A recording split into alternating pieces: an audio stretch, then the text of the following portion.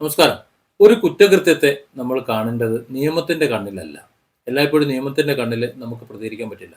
എന്നുവെച്ച് നിയമത്തിന്റെ വഴിയിലൂടെ അത് പോകാതിരിക്കാനും പറ്റില്ല. ഇവിടെ നമ്മൾ നിയമത്തിന്റെ കണ്ണിലൂടെ കാണുന്നതിന് മുമ്പ് എന്തിനായിരുന്നു എന്നൊരു നിമിഷം ആലോചിക്കണം. ഒരുപാട് വർഷം മുമ്പ് ഒരു പെൺകുട്ടിയെ വളരെ ക്രൂരമായി പീഡിപ്പിച്ച് കൊലപ്പെടുത്തിയ ഒരു ഒരു ചെറുപ്പക്കാരനുണ്ട്. അവൻ ജയിലിൽ നിന്ന് കൂളായി പുറത്തിറങ്ങി വന്നപ്പോൾ ഒരപ്പൻ അയാളെ അങ്ങ് തട്ടി. ആ തട്ടിക്കഴിഞ്ഞപ്പോൾ നിയമത്തിന്റെ കണ്ണിൽ ആ അപ്പൻ ഒരു കൊലയാളിയായിരുന്നുവെങ്കിലും മുഴുവൻ കോടതി പോലും അദ്ദേഹത്തെ വെറുതെ വിടുന്ന ഒരു ഒരു ഇതുണ്ടായി. കാരണം തെളിവുകൾ കോടതിയിൽ എത്തിച്ചില്ല. പോലീസ് പോലും ആ രീതിയിൽ കൃത്യമായി പെരുമാറി. കാരണം ആ ശിക്ഷ ആ കുറ്റവാളിക്ക് അർഹമായിരുന്നു, അതിന് അയാൾ അർഹനായിരുന്നു എന്ന് ബോധ്യപ്പെട്ട് തന്നെയാണ്. അതാണ് എൻ്റെ നീതി എന്ന് പറയുന്നത്. ഞാൻ നിങ്ങളോടൊരു കാര്യം ചോദിക്കട്ടെ. നിങ്ങളുടെ കുട്ടി, ഒരു മകൾ, ആ മകളെ ഒരു അക്രമി വന്ന് പീഡിപ്പിക്കാൻ ശ്രമിക്കുന്നു. അങ്ങനെ തന്നെ പറയാം. അങ്ങനെ ശ്രമിക്കുന്ന സമയത്ത് നിങ്ങൾ കൈയും കെട്ടി നോക്കി നിൽക്കും. ഞാനാണെങ്കിൽ കൈ കെട്ടി നോക്കിക്കൂല. എൻ്റെ മകളെയോ എൻ്റെ കുട്ടികളോ മകനെയോ എന്നെ അതല്ല, ഞാനുള്ള സ്ഥലത്ത് ഏതെങ്കിലും ഒരു പെൺകുട്ടിയോ ആരെങ്കിലുമോ ഇതുപോലെ ആക്രമിക്കാനായിട്ട് ശ്രമിക്കുകയാണെന്നുണ്ടെങ്കിൽ കിട്ടുന്നത് കൊണ്ട് അവൻ്റെ മണ്ട ഞാൻ അടിച്ചു പൊളിക്കും. അത് തന്നെ ചെയ്യല്. അല്ലാതെ ആ പീഡനത്തിന് വിട്ടുകൊടുത്തിട്ട് ഒക്കെ കഴിഞ്ഞ ശേഷം ആ കുട്ടിയും കൂട്ടി പോലീസ് സ്റ്റേഷനിൽ ചെന്ന് കേസ് കൊടുത്ത് അവനെ പിടിച്ച് അകത്താക്കുകയല്ല ചെയ്യാം. ആ അക്രമത്തെ തടയും. അതിനെ ചിലപ്പോൾ അവനെ അപായപ്പെടുത്തിയെന്നും വരും. അതൊക്കെ ചെയ്യും. അതൊക്കെ സന്ദർഭത്തിനനുസരിച്ചിട്ടാണ്. ഇവിടെ നിമിഷപ്രിയ തലാലിനെ കൊന്നു എന്ന് ഞാൻ വിശ്വസിക്കുന്നില്ല. അവിടെ നിന്നുള്ള വിവരങ്ങളൊക്കെ മനസ്സിലാകുന്നത് അങ്ങനെയാണ്. തലാലിനെ കൊന്നതും കഷ്ണങ്ങളാക്കിയതുമൊക്കെ മറ്റു ചിലരാണ് എന്നാണ് പറയുന്നത്. ഇനി അതല്ലെങ്കിൽ തന്നെ ആ നിമിഷപ്രിയ അവിടെ അനുഭവിച്ചിട്ടുള്ള അനുഭവങ്ങൾ എന്താണ്? യമനിൽ അതുപോലെ രാജ്യത്ത് ഒന്നാലോചിക്കുക. അപ്പോൾ അത്തരത്തിലൊരു വളരെ ക്രൂരമായി പൈശാചികമായി പീഡിപ്പിക്കപ്പെട്ട ഒരു പെൺകുട്ടി തന്നെ ആ വിധത്തിൽ പീഡിപ്പിക്കുന്ന ഒരാളെ കശാപ്പ് ചെയ്തിട്ടുണ്ടെങ്കിൽ അതിനെ കുറ്റം പറയാൻ പറ്റുമോ? നിയമത്തിന്റെ കണ്ണിലൊക്കെ തെറ്റാണ്. ഇപ്പൊ ഞാൻ ഈ പറയുന്നത്, നമ്മളുടെ മകളെ ഒരാൾ നേരത്തെ പറഞ്ഞതുപോലെ ഒന്ന് എന്തെങ്കിലും ചെയ്യാൻ ശ്രമിച്ച് നമ്മൾ മണ്ടയടിച്ച് പൊളിച്ചിട്ടുണ്ടെങ്കിൽ, ആ മണ്ടയടിച്ച് പൊളിച്ച് അവൻ മരണപ്പെട്ടിട്ടുണ്ടെങ്കിൽ നമ്മൾ കൊലയാളിയാണ്. നമുക്ക് കോടതി ചെന്ന് വാദിക്കാൻ പറ്റുമോ? എൻ്റെ കുട്ടിയെ ആക്രമിക്കാൻ വന്നപ്പോൾ, നശിപ്പിക്കാൻ വന്നപ്പോൾ ഞാൻ തച്ചു കൊന്നതാണെന്ന് പറയാൻ പറ്റുമോ? തച്ചുവല്ല നമുക്ക് അധികാരമുണ്ടോ? ഇല്ല. നമ്മൾ കൊലയാളിയാണ്. നമ്മളെ ശിക്ഷിക്കുകയും ചെയ്യും കോടതി. വസ്തുത എന്താണ്? നമ്മുടെ കുട്ടിയെ ബുദ്ധിമുട്ടിക്കാൻ വന്നവനെ നമ്മൾ അപായപ്പെടുത്തിയതാണ്. പക്ഷേ എങ്കിലും കോടതിയുടെ മുന്നിൽ നമ്മൾ കുറ്റക്കാരാണ്. ഇതാണ് നിയമവും നീതിയും തമ്മിലുള്ളൊരു വ്യത്യാസം. അപ്പോൾ നമ്മൾ നീതിന്റെ ഭാഗത്ത് നിന്ന് കൂടി ചിന്തിക്കണം. മനുഷ്യത്വപരമായിട്ട് കൂടി ചിന്തിക്കണം. അവിടെ നിന്ന് ചിന്തിച്ചുകൊണ്ടാണ് ഞാൻ നിമിഷപ്രിയയ്ക്ക് വേണ്ടി സംസാരിക്കുന്നത്. പിന്നെ രണ്ടാമത്, മറ്റു ചിലരൊക്കെ ആവേശം മൂത്ത് സംസാരിക്കുന്ന ഒരു വിഭാഗത്തെ വർഗീയമായിട്ട് സംസാരിക്കാൻ വേണ്ടി പറയുന്ന ആൾക്കാരുണ്ട്. അതായത് അബ്ദുറഹീമിന് വേണ്ടി 2-3 ദിവസം കൊണ്ട് കോടികൾ ഉണ്ടാക്കി, നിമിഷപ്രിയയ്ക്ക് വേണ്ടിയിട്ട് കോടികൾ ഉണ്ടാക്കിയില്ല. അതൊരു വർഗീയതയല്ലേ? പ്രിയ ഹിന്ദു ആയതുകൊണ്ടല്ലേ എന്ന്. അതവർക്ക് വിവരമില്ലാത്തതുകൊണ്ട്. വിവരമില്ലാത്തവരാണ് അങ്ങനെ പറയുന്നത്. വർഗീയ ബോധം മാത്രം വെച്ച് നടക്കുന്ന വിഷബുത്തുക്കളാണ് അങ്ങനെ കമന്റ് പറയുന്നതെന്ന് ഞാൻ പറയൂ. കാരണം നിമിഷപ്രിയയുടെ വസ്തുത അറിയാഞ്ഞിട്ടാണ്. സൗദി അറേബ്യയിലെ ഒരു അവസ്ഥയല്ല യമനിലെ ഒരു അവസ്ഥ എന്ന് പറയുന്നത്. യമനിലെ ഹൂത്തികൾ എന്ന് പറയുന്നത് ഗോത്ര സമൂഹമാണ്. അവരുമായി ചർച്ച നടത്താനോ ദിയാധനം കൊടുത്തു കഴിഞ്ഞാൽ നിമിഷപ്രിയയെ വിട്ടയക്കുമെന്നോ അല്ലെങ്കിൽ കൃത്യമായി എത്ര വേണമെന്നോ ഒരു വർത്തമാനം എവിടെയും ഉണ്ടായിട്ടില്ല. അപ്പൊ അങ്ങനെ ഉണ്ടാകാത്ത സാഹചര്യത്തിൽ എത്ര രൂപ എന്ന് പറഞ്ഞാൽ പിരിക്കുക? എന്തെന്നും പറഞ്ഞാൽ പിരിക്കുക?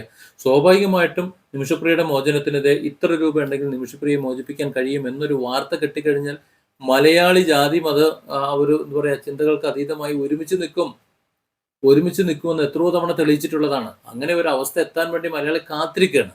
അല്ലാതെ കുറെ കോടികൾ പിരിച്ചു വെച്ചിട്ട് എന്താ കാര്യമുള്ളത്? അത് നിമിഷപ്രിയയെ മോചിപ്പിക്കാൻ കഴിയണ്ടേ? 2-3 ദിവസം കൊണ്ട് കണ്ടെത്താൻ കഴിയുമെന്നുള്ളത് നമ്മൾ അബ്ദുറഹീമിന്റെ കാര്യത്തിൽ നമ്മൾ തെളിയിച്ചതാ. അത് ഇവിടെ കഴിയും. അത് ഉണ്ടാക്കേണ്ടി വന്നാൽ നമ്മൾ ഉണ്ടാക്കും, ഒരുമിച്ചുണ്ടാക്കും. ഞാനും നിങ്ങളും അടക്കുന്ന സമൂഹം ഒരുമിച്ചുണ്ടാക്കും. ഇനി നിമിഷപ്രിയയുടെ വാർത്തയുടെ അപ്ഡേഷൻ. നിമിഷപ്രിയയുടെ മോചനവുമായി ബന്ധപ്പെട്ട് ഇറാൻ ചർച്ച നടത്തിയെന്ന്, അതായത് ഹൂത്തി വിഭാഗമായിട്ട്, യമനിലെ ഹൂത്തി വിഭാഗമായിട്ട് ചർച്ച നടത്തിയെന്നുള്ള വിവരമാണ് പുറത്തു വരുന്നത്. Iran വിദേശകാര്യമന്ത്രിയായിട്ടുള്ള Abbas Araghchi Abdul Salam എന്ന ഹൂത്തി നേതാവുമായി ചേർന്നാണ് ചർച്ച നടത്തിയെന്നുള്ള വിവരമാണ് പുറത്തു വരുന്നത്. നിമിഷപ്രിയയുടെ മോചനവുമായി ബന്ധപ്പെട്ട കാര്യങ്ങൾ കഴിയുന്നത് ചെയ്യാം എന്ന ഹൂത്തി നേതാവ് ഒരു വാഗ്ദാനം കൊടുത്തതായിട്ടും പറയുന്നുണ്ട്. അതായത് നിമിഷപ്രിയയുടെ മോചനം സാധ്യമാക്കാൻ കഴിയും എന്നൊരു നിലയിലേക്ക് ഒരു പ്രതീക്ഷ വന്നിട്ടുണ്ട്.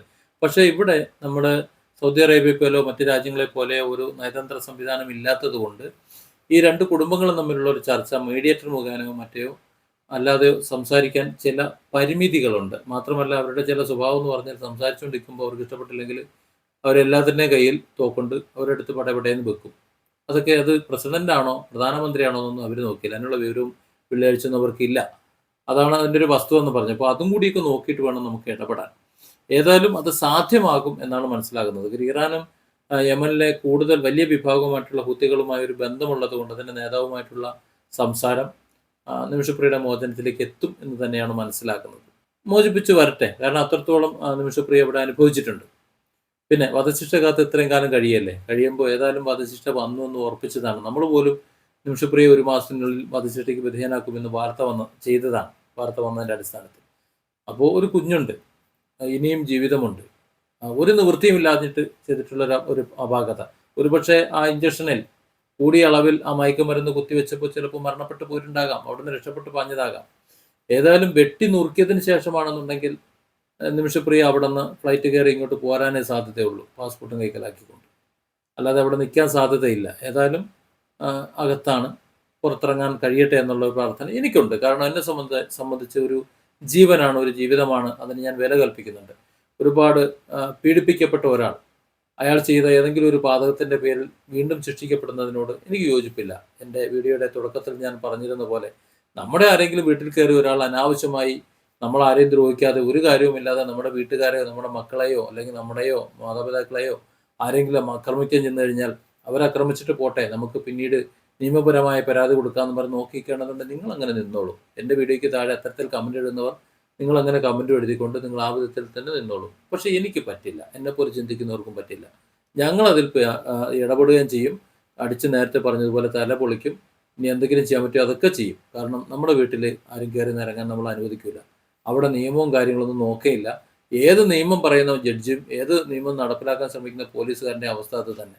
തോളത്ത് കയറി കഴിഞ്ഞാൽ അവർ നന്നായിട്ട് ഇത് കയറും, അത് ബാക്കിയൊക്കെ പിന്നെ ഒന്ന് കാണും. അത് തന്നെയാണ് ഇവിടെ നിമിഷപ്രിയയും ചെയ്തതെന്നാണ് ഞാൻ മനസ്സിലാക്കുന്നത്. അതുകൊണ്ട് തന്നെ അവൾക്ക് നീതി അർഹിക്കുന്നുണ്ട്. ഇനിയും കൂടുതൽ ജീവിക്കണമെന്ന് ഞാൻ ആഗ്രഹിക്കുന്നുണ്ട്. അതിനി കൊന്നിട്ടല്ലേ തിന്നിട്ടല്ലേ എന്നൊന്നും പറഞ്ഞിട്ടൊന്നും കാര്യമില്ല. അല്ലാതെ ഒരാൾ കൊള്ളയ്ക്ക് വേണ്ടിയിട്ടോ അല്ലെങ്കിൽ മറ്റെന്തെങ്കിലും വേണ്ടിയിട്ടോ പക മൂത്തിട്ടോ ഒരാളെ കൊല്ലുന്നത് പോലെ അല്ല. അത്തരത്തിലുള്ള കുറ്റകൃത്യങ്ങളാണ് ചെയ്തതെന്നുണ്ടെങ്കിൽ അതിനുള്ള ശിക്ഷ അനുഭവിക്കണമെന്ന് തന്നെയാണ് ഞാൻ പറയാറ്. പക്ഷേ ദുരന്തവും ദുരിതവും സമ്മാനിച്ച ഒരു വ്യക്തി അതിൽ നിന്ന് രക്ഷപ്പെടാൻ വേണ്ടി എന്തെങ്കിലും കാട്ടുന്നതിനെ എങ്ങനെയാണ് ഒരു മഹാപരാധമായിട്ട് പറയാൻ പറ്റുന്നത്? Different angles. Don't forget to subscribe and support this channel.